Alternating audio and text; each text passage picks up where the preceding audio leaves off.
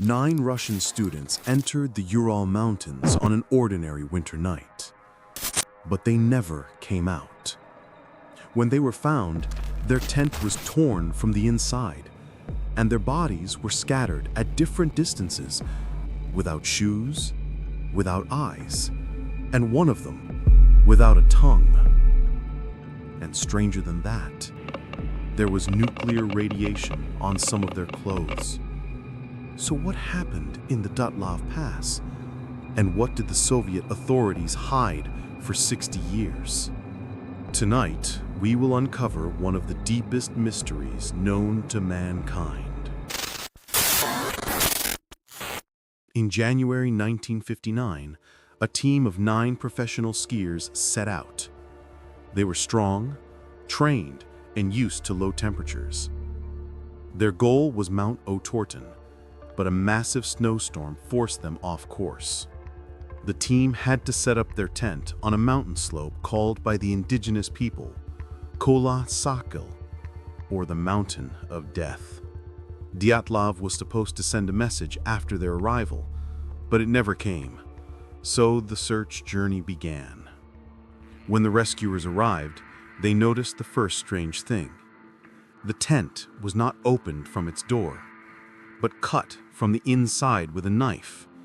Something made them flee without thinking, without preparing, without clothes, and without shoes. On the snow, footprints of 8 or 9 people were found, some barefoot, and some in thin socks. They were walking, not running, as if they were drugged or partially unconscious. After 500 meters from the tent, the first 2 bodies were found. They were almost naked next to the remains of a small fire. It is believed they tried to survive, but the cold was deadly. The branches above the bodies were broken at a height of 6 meters. Did they climb the tree? Or were they fleeing from something chasing them from below? Then 2 more bodies were found.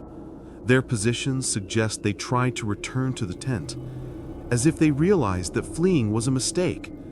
But something did not allow them to go back. After the snow melted in spring, the last 4 bodies appeared. And that was the moment that changed everything. A girl without a tongue, another without eyes, and 2 men with severe internal fractures, force equivalent to a car crash at 60 kilometers per hour, but without any sign of external impact. Experts said this type of injury can only happen with a force beyond human capability. A level of nuclear radiation was discovered on some of the victims' clothing, but the Soviet authorities deleted the radiation reports from the case files. Was the team near a nuclear experiment? Did they see something forbidden? Or was there a radioactive object that appeared that night? Witnesses from nearby villages said they saw orange fireballs moving over the mountains on the night of the incident. The authorities denied and prevented recording their testimonies. Why? And what were they trying to hide? The avalanche theory is rejected by the evidence. The location does not allow for a major collapse, and the bodies were not buried in snow. A military experiment? Maybe.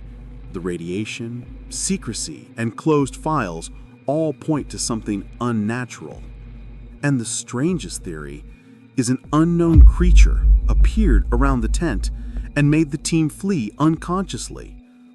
After all the investigations and piles of documents, there is no complete explanation. The closest possibility says the team saw or heard something not made for humans. A force made them tear the tent and flee into the snow and suffer impossible blows. Even today, Dyatlov Pass remains a closed mystery. The only question that no one answers is what was moving outside the tent that night? And is it still moving now?